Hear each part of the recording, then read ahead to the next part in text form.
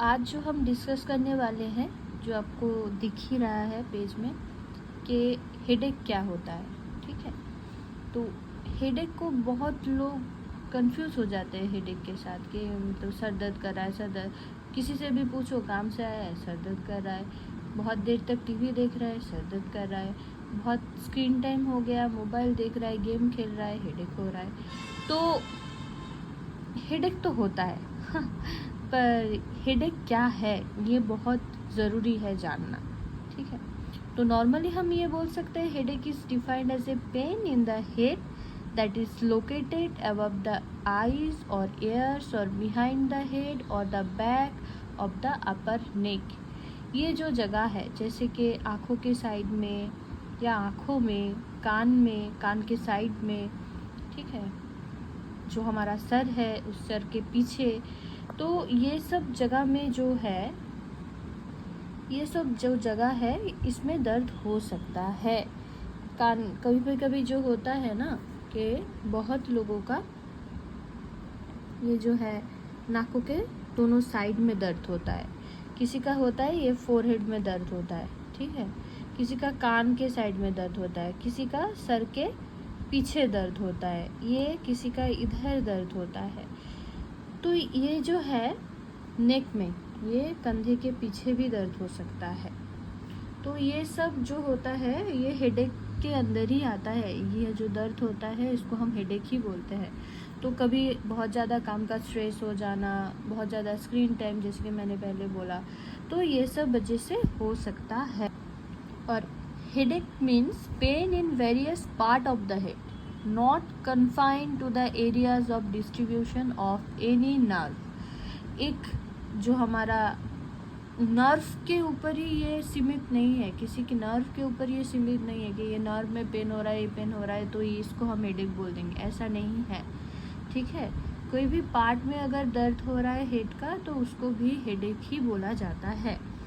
पर बहुत लोग ये सोचते हैं कि हेडेक इटसेल्फ एक डिजीज़ है।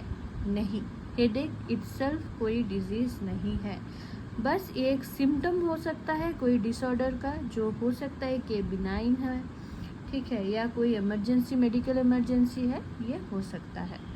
तो कंफ्यूज नहीं होना है, हेडेक कोई डिजीज़ नहीं है, हेडेक सिम्टम्स है। ओके, सो जैसे कि मैंने पहले बोला कि ये जो कॉजेज ऑफ फैक्टर्स क्या होता है हेडेक का, ठीक है, तो headache is a symptoms of an underlining disorder rather than disease itself. मैंने बोला है कि हेडेक इटसेल्फ कोई डिजीज नहीं है, ठीक है, पर ये एक सिम्टम्स हो सकता है। अभी क्या क्या कॉजेज हो सकता है हेडेक का वो हम बताएंगे।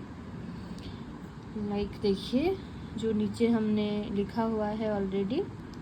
सो क्या क्या कारण से हेडेक हो सकता है, ये है क्या, इंट्राक्रेनियल इन्फेक्शन, इंट्राक्रेनियल ट्यूमर, 2 बार लिखा हुआ है, सॉरी, तो बैक्टीरियल और viral meningitis, head injuries, cerebral hypoxia, acute systemic infection, severe hypertension, acute और chronic disease of eye, ear, nose and throat. ठीक है, और भी कुछ कारण से हो सकता है, like varieties of causes can be lead to headache, like fever, injury, anxiety, long hours at work, lack of sleep, common cold and so on.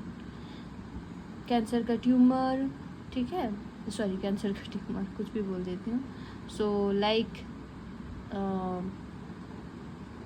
जो हमारा ब्रेन में अगर कुछ ट्यूमर है या ब्रेन में अगर मेट्स हो गया है, ठीक है, तो इसमें भी हेडेक हो सकता है। तो बहुत सारा रीज़न होता है, पर इसका कॉज जो है लिखा हुआ है इधर, the cause of headache must be identify so that appropriate treatment can be given. ऐसा नहीं है कि हमारा रोज़ रोज़ आके हेडेक हो रहा है इसको आप अवॉइड कर रहे हैं, कोई चेकअप नहीं कर रहे हैं, ऐसा मत करिए। ठीक है, कभी कभी होता है, बॉडी हमको बहुत बार समझाने की कोशिश करते हैं कि मुझे कुछ हुआ है, पर लोग इसको नज़रअंदाज कर देते हैं, वे जाके बाद में बहुत बड़ा कुछ हो जाता है। तो किसी भी हेल्थ प्रॉब्लम को नज़रअंदाज मत करिए। हेडेक भी उनमें से ही एक है जिसको नज़रअंदाज नहीं करना चाहिए, क्योंकि मैंने जो कॉजेज़ बोला है वो आप देख रहे हैं कि इतना सारा कॉजेज़ हो सकता है जो कि मैं शायद लिख के भी ख़त्म कर ना पाऊँ। तो इसीलिए सतर्क रहिए। थोड़ा कुछ भी हो रहा है, बॉडी में कुछ भी चेंजेस हो रहा है तो डॉक्टर के पास जाइए। जो एबनॉर्मल है उसको एबनॉर्मल के जैसा ही ट्रीट करिए, ठीक है। सो थैंक यू, अभी के लिए बस इतना ही। बाकी का जो पार्ट है वो हम नेक्स्ट जो सेशन होगा उसमें ज़रूर बताएंगे।